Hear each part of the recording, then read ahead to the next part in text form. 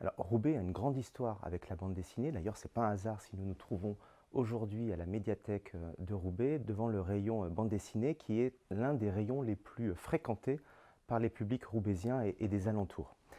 Alors, la bande dessinée a une vieille histoire avec la ville, je le disais à l'instant. Nous avons créé en 2006 le salon de la bande dessinée. C'est un salon évidemment qui rassemble des auteurs de bande dessinée, qui fait découvrir de nouveaux ouvrages, mais qui associe également des entreprises qui se développent dans l'image animée, dans la vidéo.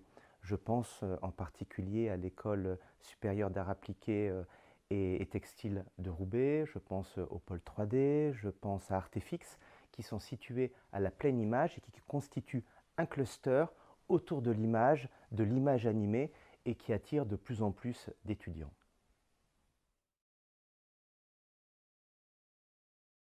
J'attends de cette résidence de pouvoir dessiner la ville de Roubaix. Moi, c'est une ville que j'aime bien. Et tout d'abord, on s'est rencontré avec l'adjoint de la culture.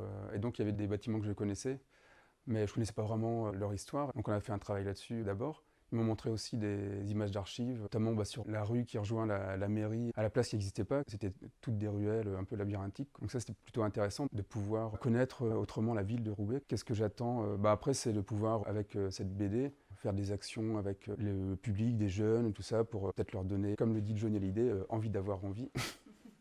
C'est important, je pense.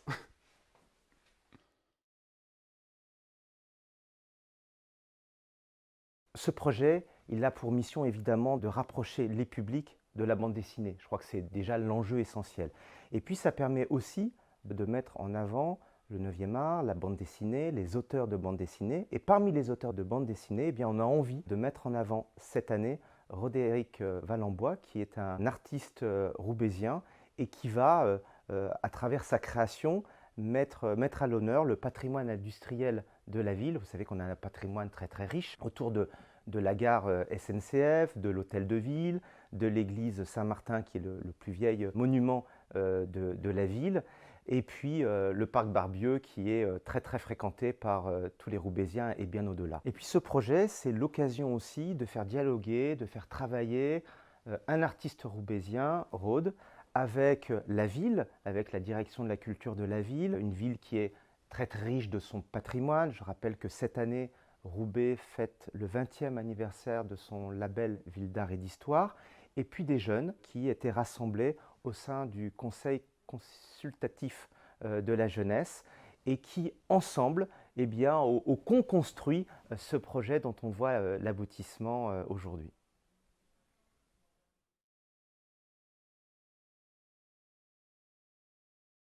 Au début, j'avais pas trop d'idées, donc je me suis un peu cassé la tête pour que ça fasse pas trop de trucs touristiques où il y avait une succession de bâtiments. Du coup, je me suis mis à la place du personnage. Je me suis dit, si moi je retournais dans mon village natal, qu'est-ce que je verrais? Ce personnage, il redécouvre sa ville actuelle. Il a aussi des moments sépia où il revoit la ville d'avant. Et j'ai eu cette idée-là parce que c'est un peu ce que j'ai fait. Je pense que tout le monde avait déjà fait ça, retourner dans un truc de son enfance. Voilà, il y a des coins qui nous rappellent quelque chose, qui n'ont pas changé, puis il y a des tas de coins qui ont changé, et on se dit, mais c'est encore notre ville, mais c'est plus vraiment notre ville. Ils ont le culot de continuer à vivre sans nous. C'est un peu pour montrer la dynamique aussi de la ville, qu'elle ne s'était pas arrêtée en 1900, qu'il y avait encore des vestiges, mais que ça avait changé.